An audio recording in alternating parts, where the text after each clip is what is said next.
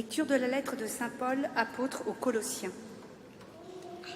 Frères, dans le baptême, vous avez été mis au tombeau avec le Christ et vous êtes ressuscités avec lui par la foi en la force de Dieu qui l'a ressuscité d'entre les morts.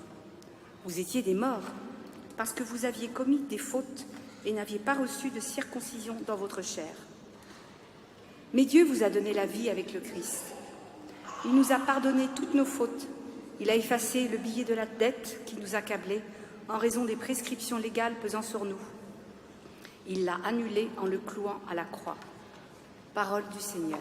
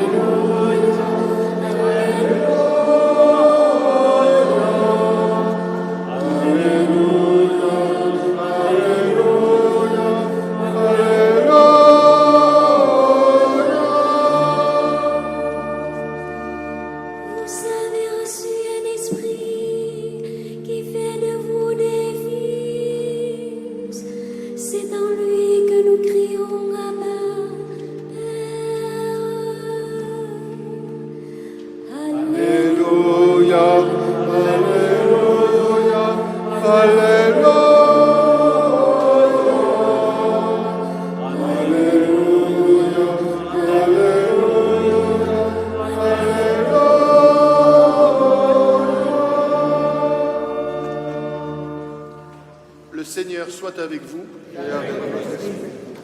Évangile de Jésus-Christ selon saint Luc. Gloire à toi, Seigneur. Il arriva que Jésus, en un certain lieu, était en prière. Quand il eut terminé, un de ses disciples lui demanda « Seigneur, apprends-nous à prier, comme Jean le Baptiste, lui aussi l'a appris à ses disciples. » Il leur répondit « Quand vous priez, dites « Père, que ton nom soit sanctifié, que ton règne vienne. Donne-nous le pain dont nous avons besoin pour chaque jour. Pardonne-nous nos péchés, car nous-mêmes, nous pardonnons aussi à tous ceux qui ont des torts envers nous, et ne nous laisse pas entrer en tentation. » Jésus leur dit encore « Imaginez que l'un de vous est un ami et aille le trouver au milieu de la nuit pour lui demander « Mon ami, prête-moi 3 pains, car un de mes amis est arrivé de voyage chez moi et je n'ai rien à lui offrir. » Et si de l'intérieur l'autre lui répond « Ne viens pas m'importuner, la porte est déjà fermée, mes enfants et moi nous sommes couchés. Je ne puis pas me lever pour te donner quelque chose. » Eh bien, je vous le dis, même s'il ne se lève pas pour donner par amitié, il se lèvera à cause du sans-gêne de cet ami et lui donnera tout ce qu'il lui faut. Moi, je vous dis, demandez, on vous donnera. Cherchez, vous trouverez. Frappez, on vous ouvrira. En effet, quiconque demande reçoit. Qui cherche trouve. À qui frappe, on ouvrira. Quel père parmi vous, quand son fils lui demande un poisson, lui donne un serpent au lieu du poisson? On lui donnera un scorpion quand il demande un œuf? Si donc, vous qui êtes mauvais, vous savez donner de bonnes choses à vos enfants, combien plus le Père du ciel donnera-t-il l'Esprit Saint à ceux qui le lui demandent? Acclamons la parole de Dieu. Louange à toi, Seigneur Jésus.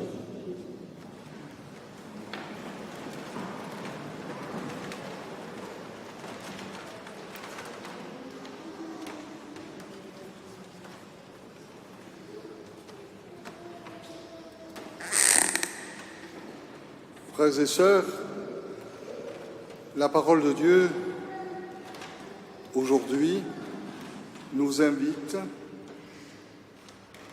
à prier, nous invite à la prière, en mettant devant nos yeux la figure de notre Père dans la foi, Abraham, Et bien sûr, en mettant surtout la figure de notre Maître et Seigneur, Jésus-Christ, qui répond à la demande de ses disciples et qui nous enseigne comment prier. Contemplons-les. D'abord, Abraham. Abraham parle vrai, il parle avec son cœur, il parle avec compassion, il parle tellement vrai qu'on a l'air de penser qu'il fait la leçon à Dieu. Vas-tu faire périr l'innocent et le coupable? En quelque sorte, il met Dieu en question. Vas-tu être ce Dieu-là? Ce n'est pas possible. Il parle avec son cœur, avec ses questions. Et vous avez remarqué que plusieurs fois, Abraham dit « J'ose encore parler ». Et puis, encore une fois, « J'ose encore parler en mon Seigneur. Je ne parlerai plus qu'une fois ». On nous dit qu'Abraham parle avec insistance. Vous avez remarqué, à la fois il insiste, mais à la fois il sait qu'il est devant le Seigneur. Il connaît toute la distance entre le Seigneur et lui. Il a toute cette humilité, mais il ose. Il ose au nom des bienfaits que Dieu a accomplis pour lui. Il ose parce qu'il se situe, comme dit l'Écriture, en ami de Dieu. Et qu'il sait que le Seigneur est lent à la colère et plein d'amour, qu'il est juste. Frères et sœurs, Abraham ose. Mais a-t-il osé assez? Il s'arrête en disant « Peut-être se trouvera-t-il seulement 10 justes ». N'aurait-il pas pu continuer? N'aurait-il pas pu oser? Il aurait pu. Et c'est ce que nous dit saint Paul. Dieu nous a sauvés à cause d'un seul juste. Vous étiez morts à cause de vos fautes, mais Dieu vous a donné la vie avec le Christ. Lui, le seul juste, il est mort pour nous délivrer du péché, pour que nous puissions être délivrés de son emprise lorsque nous l'accueillons. Dieu va plus loin qu'Abraham. Dieu ose davantage qu'Abraham n'ose. Il n'a pas refusé son propre fils, et avec lui, il nous a tout donné. Voilà un Dieu qui ose. Le Dieu que percevait Abraham, mais il fallait que toute l'Écriture s'accomplisse pour que nous le découvrions. Et ce Christ, ce seul juste qui est mort pour nous, eh bien, frères et sœurs, il nous a appris à oser. Il nous a appris à prier jusqu'au bout, et ce, en demandant l'Esprit Saint. L'Esprit Saint qui prie en nous. Le verset nous le dit au début de l'Évangile. Vous avez reçu un esprit qui fait de vous des fils, c'est en lui que nous crions « Abba, Père ». Nous pouvons oser avec Jésus, par Jésus et en lui, parce que lui, le Fils unique, nous a appris que Dieu est Père et nous fait nous adresser à lui avec cette confiance folle. L'Écriture dirait avec cette parésia. C'est un mot grec qui dit avec cette franchise, parce que nous sommes des fils et que nous n'avons pas à avoir peur de Dieu. Nous adresser au Père avec franchise. Voilà ce que nous donne de faire l'Esprit Saint qui a été répandu dans nos cœurs. Osons-nous parler ainsi au Père, dire ce qu'il y a sur le cœur, dire ce que nous vivons de joyeux, de difficile, de parler à Dieu le Père sans filtre, d'être dans un véritable cœur à cœur. Frères et sœurs, saint Augustin a écrit un petit ouvrage sur la prière qui en fait au départ est une lettre qu'il adresse à une dame qui s'appelle Proba. Et il lui dit plusieurs choses. D'abord, l'Esprit Saint est en toi. Donc si l'Esprit Saint est en toi, si l'Esprit Saint habite ton désir, ta prière sera continuelle. Ce n'est pas tout le temps de prier avec des mots, mais si l'Esprit habite en toi, tu peux rejoindre l'Esprit Saint qui est tout le temps en toi, et si tu désires être en communion avec le Seigneur, eh bien ta prière sera continuelle. Il lui dit aussi, et c'est la deuxième chose que nous pouvons retenir, ne crois pas que tu pries pour informer Dieu. Jésus d'ailleurs le dit lui-même.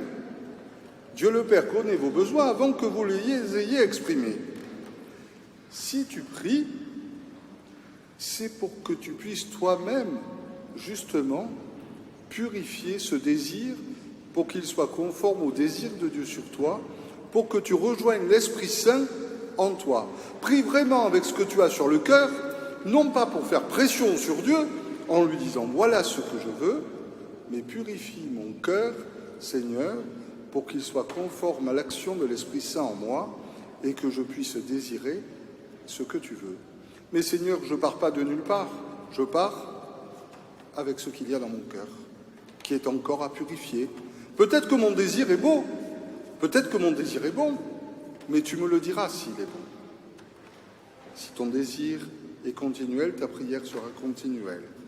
Ne prie pas pour informer Dieu, mais pour qu'il te montre ton vrai désir et qu'il le purifie s'il faut.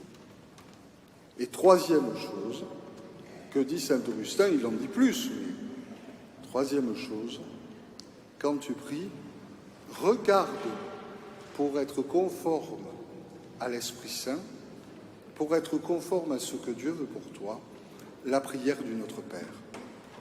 Si tu demandes quelque chose qui n'est pas dans le Notre Père, c'est qu'il est sans doute à convertir. Mais tout ce que tu demandes peut être d'une manière ou d'une autre dans le Notre Père. Alors que le Notre Père soit toujours ta prière de référence. Alors, frères et sœurs, demandons véritablement d'être vrais dans la prière, d'oser, d'être sans gêne, comme dit Jésus dans la parabole, parce que Dieu sait nous conduire jusqu'au fond de notre cœur, parce que Dieu nous donne lui-même la vraie prière, mais il nous la donne en partant de là où nous sommes. Il prie en nous, cet Esprit Saint, mais il ne prie pas sans nous. Alors, frères et sœurs, demandons cette grâce d'une vraie prière, que chaque chrétien vive une vie profonde de prière, que l'Église soit reconnue à la qualité de sa prière. Amen.